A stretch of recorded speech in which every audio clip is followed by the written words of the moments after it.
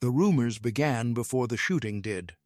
Long before many Waffen SS soldiers ever saw an American paratrooper through the smoke, stories had already spread across the frozen forests of Belgium. Some men laughed at them. Others quietly listened. The stories claimed there was an American division that refused to break, even when surrounded. They fought hungry. They fought wounded. They fought without winter clothing. If you want more content like this, subscribe now and comment below. They fought until there was almost nothing left to fight with. Most German veterans dismissed the stories as battlefield gossip. Every army created legends about its enemy. But by the end of December 1944, those same soldiers would remember those rumors very differently. Some SS prisoners later admitted they had expected frightened Americans. Instead, they found men who seemed determined to hold every road, every house, and every frozen field, no matter the cost. Imagine it now. It is just before dawn on December 19, 1944. Snow covers the Ardennes forest. The freezing air cuts through heavy uniforms. Every breath becomes a cloud. Pine trees stand silent above narrow roads packed with tanks, trucks, horse wagons, and marching infantry. The largest German offensive on the Western Front has exploded across Belgium and Luxembourg only 3 days earlier. Adolf Hitler believes one massive surprise attack can split the Allied armies, capture the vital port of Antwerp, and force Britain and the United States into negotiations. It is a desperate gamble. Everything depends on speed. The Waffen SS spearheads push forward beside regular Wehrmacht units. Elite formations such as the 1st SS Panzer Division Leibstandarte Adolf Hitler, the 12th SS Panzer Division Hitlerjugend, and the 26th Volksgrenadier Division drive west through roads already crowded with armor and supply vehicles. Their officers tell them that American resistance is collapsing. Intelligence reports speak of confusion. Entire positions have already fallen. Fuel dumps are burning. Prisoners are pouring east. Many German soldiers believe victory may finally be within reach. Yet another report begins circulating through headquarters. An American Airborne Division is moving toward Bastogne. At first, few officers are impressed. Airborne troops are trained for parachute assaults, not defensive battles against tanks. They have little heavy armor. Many are still recovering from months of previous fighting. Some German commanders assume these men will delay the advance for a few hours before withdrawing like so many other exhausted units. They are talking about the 101st Airborne Division. Only weeks earlier, many of its soldiers had expected a quiet winter.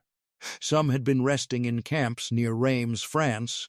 Others were cleaning equipment, replacing worn boots, writing letters home, or enjoying their first proper sleep in months. Suddenly, everything changed. Trucks arrived with urgent orders. There was no time to prepare. Many men climbed aboard without winter coats. Some carried only the ammunition already packed inside their bags. Others had never expected to fight again before Christmas. Major General Maxwell D. Taylor, the division commander, happened to be in the United States during the opening days of the German offensive. Command of the division temporarily fell to Brigadier General Anthony C. McAuliffe, calm, practical, and respected by his officers, McAuliffe now faced one of the greatest tests any American commander would experience during the war. The convoy moved through the bitter cold toward Bastogne. Snow began falling again. Roads were crowded with refugees pulling carts filled with blankets and family belongings. Burned vehicles lined the roadside. Military police struggled to direct endless streams of traffic. Nobody knew exactly where the Germans were. Reports changed every hour. Tanks appeared where they were not expected. Entire American units vanished into the forests. By the evening of December 18 and throughout December 19, the first elements of the 101st Airborne reached Bastogne. The town itself looked ordinary, but its importance could not have been greater. 7 major roads met there. Whoever controlled Bastogne controlled movement across much of the surrounding battlefield. German armored columns needed those roads to continue west. Losing time here could destroy Hitler's carefully planned timetable. American engineers immediately dug defensive positions. Foxholes were hacked into frozen ground that felt almost like concrete. Every shovel strike echoed through the cold air. Paratroopers stretched barbed wire between trees. Machine gun teams selected fields of fire. Bazooka crews studied likely tank approaches. Artillery officers searched for observation points, while supply officers counted ammunition that already looked dangerously limited. Across the German lines, intelligence officers continued gathering information. Captured prisoners identified units from the 101st Airborne. Experienced SS commanders recognized the name immediately. These were not ordinary infantry. Many had jumped into Normandy on June 6. Others had fought through Holland during Operation Market Garden. They carried enormous combat experience despite their youth. Still, confidence remained high. German strength appeared overwhelming. Thousands of infantry advanced behind powerful artillery and armored vehicles. Tiger tanks and Panther tanks inspired confidence wherever they appeared. Many younger SS soldiers believed no American force could stop such momentum. Then came the first serious clashes.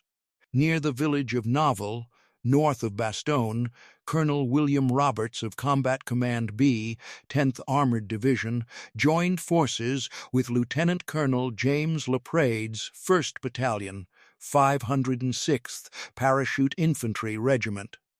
Their mission was simple on paper, but nearly impossible in reality. Delay the German advance for as long as possible. On December 19 and 20, German armored forces struck Novel repeatedly. Shells exploded between stone buildings. Machine guns tore apart wooden fences. Tanks fired almost point-blank into houses turned into strongpoints. American bazooka teams waited until enemy armor came dangerously close before opening fire.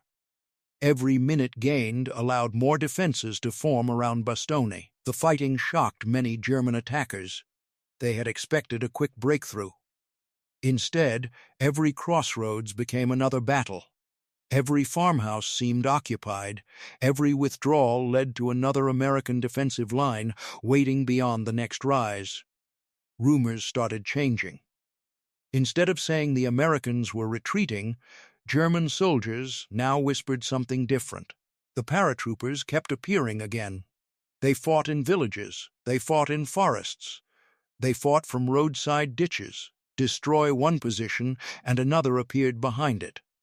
The weather made everything worse. Temperatures remained below freezing. Snow covered helmets and rifles. Wounded men lay for hours before medical teams reached them. Frostbite became almost as dangerous as bullets. Food arrived irregularly. Hot meals became rare memories. Soldiers on both sides wrapped blankets around their shoulders whenever shelling paused for even a few minutes. Inside Bastogne, civilians crowded into cellars beneath shattered buildings. Children listened as artillery thundered above them day and night. Church windows shattered from nearby explosions. Horses panicked in frozen streets. Smoke drifted across rooftops while medics transformed schools and churches into emergency hospitals filled with wounded men. Brigadier General McAuliffe understood the danger clearly. His division could not defend every direction equally. He organized a perimeter around Bastogne using regiments placed along key roads leading into town. The 502nd Parachute Infantry Regiment held one sector. The 506th defended another. The 501st and 327th Glider Infantry filled additional positions while attached armored and artillery units reinforced weak points wherever possible. Every commander received the same message: hold. That single word became the foundation of everything that followed. German artillery soon began testing the perimeter. Heavy shells burst above treetops before raining steel fragments onto foxholes below. Mortar rounds landed with terrifying accuracy. Telephone lines snapped repeatedly, forcing runners to carry messages through shell fire. Radio operators fought to maintain communication despite damaged equipment and freezing batteries. Yet every attack produced an unexpected result. Instead of falling back, the American lines remained in place. German reconnaissance patrols returned with frustrating reports. They described determined resistance, accurate artillery fire, and disciplined small unit tactics. Even isolated squads continued fighting after losing contact with neighboring positions. Some German officers began warning that Bastogne would require far more time than originally expected. Time was exactly what Hitler's offensive could not afford to lose. The delay spread outward like cracks in glass. Traffic jams grew longer behind advancing German formations. Fuel consumption increased. Supply vehicles struggled through narrow forest roads already blocked by wrecked equipment. Every hour spent fighting around Bastogne weakened the entire offensive farther west. Among ordinary SS soldiers, the stories continued evolving. Some claimed the Americans had unlimited artillery, though in reality ammunition was becoming scarce. Others insisted the paratroopers never surrendered. That was not entirely true. Individual soldiers and isolated groups were captured throughout the campaign. But what impressed many German veterans was how often these defenders continued resisting even when surrounded or heavily outnumbered. Fear does not always arrive suddenly. Sometimes it grows quietly. One failed assault becomes two. Two become five. Every patrol returns with fewer men than before. Every captured position costs more than expected. Confidence slowly changes into caution. That transformation had already begun. As darkness settled over the frozen battlefield on December 20, fires burned across fields where destroyed vehicles still smoldered beneath fresh snow.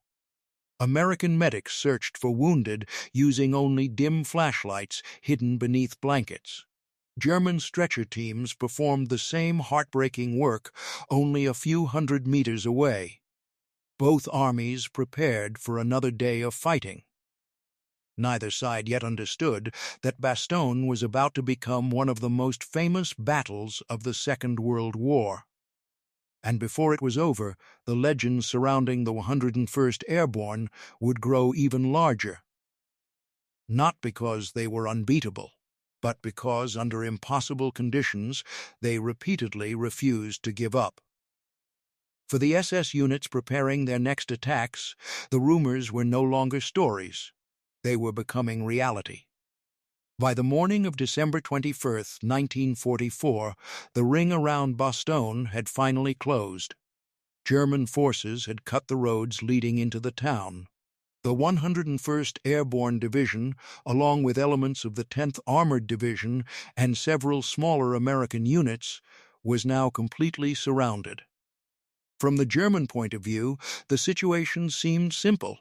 A force without supplies, trapped in freezing weather, could not survive for long. Food was already running low. Medical supplies were nearly exhausted. Artillery ammunition had to be carefully rationed. Snow-covered clouds kept Allied aircraft on the ground. The defenders had no easy way out. Many SS officers believed the battle was almost over. Inside Bastogne, however, the mood was different. The paratroopers knew they were surrounded, but they also knew why they were there. If Bastogne fell quickly, German armored columns could continue west through the road network. Every hour they held the town bought valuable time for the Allied armies to reorganize. That knowledge gave meaning to every cold night spent inside a foxhole and every dangerous patrol into the forest. The pressure increased on December 22. That morning, German representatives approached the American lines under a white flag. They carried a written demand calling for the surrender of Bastogne. The message warned that continued resistance would only bring unnecessary destruction. It was a reasonable military request. From the outside, the defenders appeared trapped with little chance of survival. The demand eventually reached Brigadier General Anthony McAuliffe. His answer became one of the most famous moments of the war. Nuts. The single word confused the German officers delivering the message. American staff officers had to explain that it meant the surrender demand had been completely rejected. The reply quickly spread across the American lines. It became more than a joke. It became a statement of confidence. Soldiers repeated it in foxholes, aid stations, and artillery positions. If headquarters believed they could hold, then everyone else would continue fighting as well. The German attacks resumed almost immediately. Artillery pounded the American perimeter for hours. Trees exploded into showers of broken branches. Snow mixed with smoke until visibility disappeared. Tanks pushed toward villages such as Marvy, Champs, and Foy, while infantry advanced behind them. Machine guns opened long bursts across frozen fields. Mortars searched for American defensive positions hidden among the trees. The paratroopers answered with careful discipline. Bazooka teams waited until tanks exposed their sides. Machine gunners held their fire until German infantry moved within effective range. Artillery observers used every remaining shell wisely.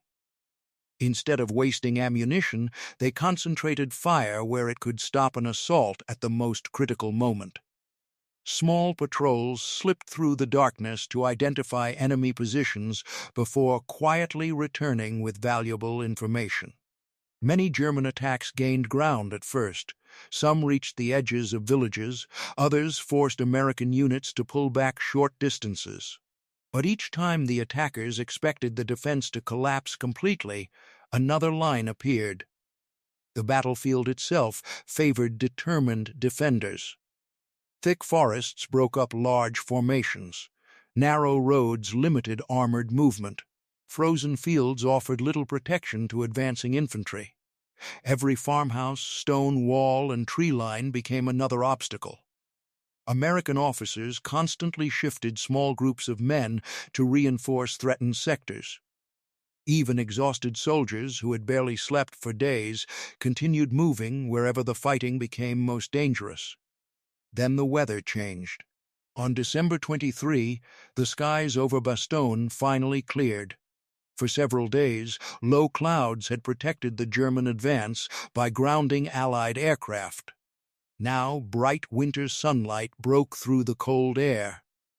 Engines soon echoed across the sky. American transport aircraft appeared overhead. Parachutes blossomed across the frozen landscape. Crates carrying ammunition, food, medical supplies, and winter clothing floated down toward the surrounded defenders. Fighter aircraft attacked German vehicles, artillery positions, and supply columns throughout the region. The psychological effect was enormous. For the first time since the encirclement, the defenders knew they had not been forgotten. German soldiers watched the same aircraft with growing frustration. Their timetable had already slipped. Now Allied air power was returning as well. The balance of the battle slowly began changing. Even so, the fighting remained brutal. Near Foy, Recon, and other villages surrounding Bastogne, attacks continued day after day. Neither side enjoyed comfort. German soldiers suffered from freezing temperatures, fuel shortages, and constant artillery fire just as the Americans did. Experienced SS veterans later recalled that the weather punished everyone equally. Cold ignored uniforms. Frostbite made no distinction between attacker and defender. One lesson kept appearing in German reports. The Americans were far more stubborn than expected. Several post-war interviews and battlefield recollections from German veterans described the defenders as disciplined, aggressive, and remarkably difficult to dislodge. While dramatic quotations often shared online cannot always be verified, the overall theme appears consistently. Many German soldiers admitted they had underestimated the 101st Airborne before reaching Bastogne. After the battle, they no longer made that mistake. Some officers noted how quickly American artillery answered attacks. Others respected the aggressive local counterattacks that repeatedly restored broken sections of the line. Several mentioned the confidence shown by small American units even after becoming isolated. These observations mattered because they came from experienced opponents who had already fought across Europe. The legend surrounding the 101st Airborne did not grow because every battle ended in easy American victories. The opposite was true. The division suffered heavy casualties. Hundreds were killed. Many more were wounded or evacuated with severe frostbite. Medical personnel often worked around the clock with limited equipment. Some wounded soldiers refused evacuation because they believed every rifle still mattered. On December 26, another dramatic moment finally arrived. To the south, Lieutenant General George S. Patton's Third Army had been fighting through difficult conditions to reach Bastogne. The lead elements of the 37th Tank Battalion finally broke through near Assenois, opening a narrow corridor into the surrounded town. The siege was not completely over. Fighting continued for weeks. But the encirclement had been broken. The German offensive had lost one of its greatest opportunities. Hitler's plan depended upon speed. Bastogne had stolen that speed. Looking back after the war, historians identified many reasons for the failure of the Ardennes offensive. Fuel shortages, poor roads, determined Allied resistance, improving weather, and strong leadership all played major roles. Bastogne alone did not decide the campaign, but it became one of its defining moments because a relatively small force delayed a much larger offensive when every hour mattered. So, what did the SS actually say after facing the 101st Airborne? The honest answer is more interesting than many internet myths. There is no single verified quotation where the entire Waffen SS officially described the 101st Airborne in one famous sentence. Many dramatic quotes shared today cannot be traced to reliable wartime records. But across memoirs, interviews, and military studies, a consistent picture appears. German veterans, including members of SS formations, repeatedly acknowledged that the American airborne troops defended Bastogne with exceptional determination. They expected exhausted soldiers ready to surrender. Instead, they encountered disciplined paratroopers who continued fighting despite cold, hunger, isolation, and constant attack. Perhaps that is why the rumors changed forever. Before Bastogne, the stories sounded exaggerated. After Bastogne, they sounded believable. Young German replacements entering later battles no longer laughed when someone mentioned the 101st Airborne. Too many experienced veterans had already fought them. Too many attacks had failed. Too many officers had discovered that capturing a crossroads held by American paratroopers required far more than confidence alone. For the men of the 101st Airborne, the victory carried no feeling of invincibility. When the battle finally quieted, they walked through shattered villages covered with burned vehicles and broken trees. Friends who had shared meals only days earlier were gone. Aid stations remained crowded. Frozen foxholes still marked the fields where ordinary soldiers had faced extraordinary pressure. They had not become legends because they were fearless. They became legends because they kept doing their duty while feeling fear, cold, exhaustion, and uncertainty every single day. That is what many of their enemies ultimately recognized. Not a mythical army, not superhuman soldiers, simply determined men who refused to abandon Bastogne when history demanded they stand their ground. More than 80 years later, The forests of the Ardennes are quiet again. Snow still falls across those same fields. Visitors walk roads once covered by tanks and artillery. The villages have been rebuilt. The gunfire is gone. But if you stand there on a cold winter morning, you can almost imagine the distant sound of marching boots, the crack of rifle fire echoing through the trees, and the determination that turned one surrounded American division into a lasting symbol of courage. The rumors that once spread through the German ranks have long since become history. And history remembers that when the Waffen SS expected the 101st Airborne to break, they found defenders who chose to hold instead. That choice did not just help stop one offensive. It helped shape the final months of the Second World War, proving that sometimes the strongest weapon on any battlefield is the simple decision not to give up.